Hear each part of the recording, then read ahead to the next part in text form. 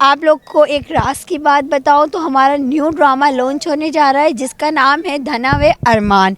वो बहुत जल्द आप लोगों के सामने आएगा और आप लोग बताइएगा कि उसमें मैंने एक्टिंग कैसे की। मेरे लिहाज से तो मैंने उसमें बेस्ट एक्टिंग की है, बट आप लोग कमेंट्स करके लास्ट में बताइएगा कि आप लोगों को वो एक्टिंग कैसी लगी।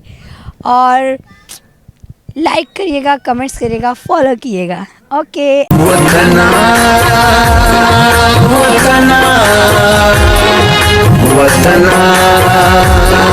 سلامونه ګرانو کتونکو، هیله لرم چې تاسو به ټول روغ جوړ او خوشحاله یاست. زه ستاسو کوربه اعظم خان مندوخیل، تاسو ګورئ وطن چینل.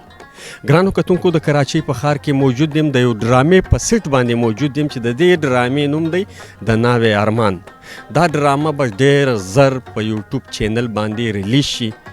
توقع دا ده چې دا ډرامه به کتونکي خوښ کړي او د دې ډرامې متعلق د مختلفو فنکارانو دوې خبرې په تاسو باندې اوریدل غواړو. ډیره مننه.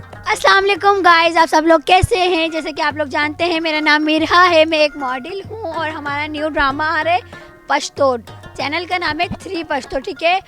और इस ड्रामे का नाम है धना वे अरमान, ठीक है। इसमें मेरा लीड का कैरेक्टर है और मैंने अपने हिसाब से तो बहुत ब्यूटीफुल एक्टिंग की है, बट आप लोग बताइएगा कि आप लोगों को मेरी एक्टिंग कैसी लगी। ओके, और आप बोलना चाहेंगे कुछ? बिस्मिल्लाहिर्रहमानिर्रहीम। دا ټیک د پښتو ډرامه ده. دې کې موږ سره سعید بھائی دی، ذاکر بھائی دی، اکبر علي دی، بدر صاحب دی. ټول لې پکې انشاءالله چې د پښتو ډرامه نه خو د هېڅ دغه نه کمه نه ده. انشاءالله چې دا به ریلیز کېږي 3 سټار پښتو چینل نه.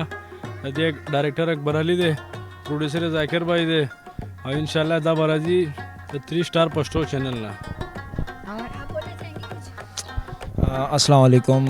ګرانو کتونکو، زمونږ د ډرامه ډیره په ښه لیول باندې مونږ روانه کړې. د دې چې کوم شوټ دی هغه مونږ نن سرته ورسو. د پیله ورځې 2 ورځې په دې کې نور کار پاتې دی. مونږ په دې کې مانور واغسته ځان سره.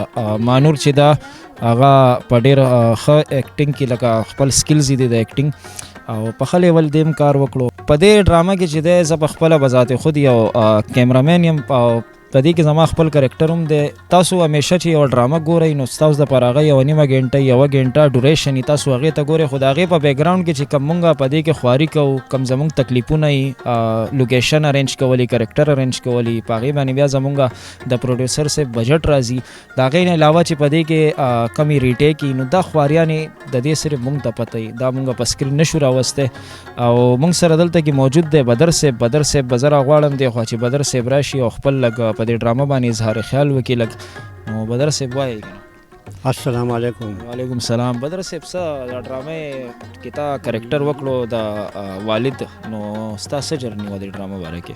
دا کیمرامین صاحب او ډایرکټر صاحب تاسو چې کوم کار وکړو که نه، نو دې څه مثال نشته. بل چې د کراچۍ بدرموني د صحیح کنه په ډرامه کې نو ستا به بیا ستارې ته او زمونږ د کراچۍ ډرامه ده د ناوې ارمان. دا ډېره ښکلې ډرامه ده. ټول پکې یاران دوستان یو او غټ آرټسټان دي پکې.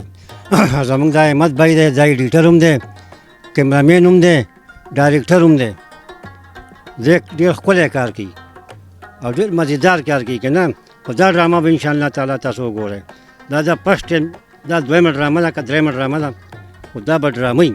ګرانو کتونکو، دا و د یو نوې ډرامې د ناوې ارمان.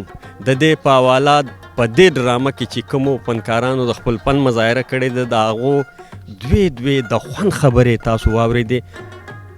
زه امید لرم چې تاسو به خوند پر اخیستی وي. تر بل خوندور پروګرامو پورې مو پر لوی الله سپارل یاسته. د خدای په امان.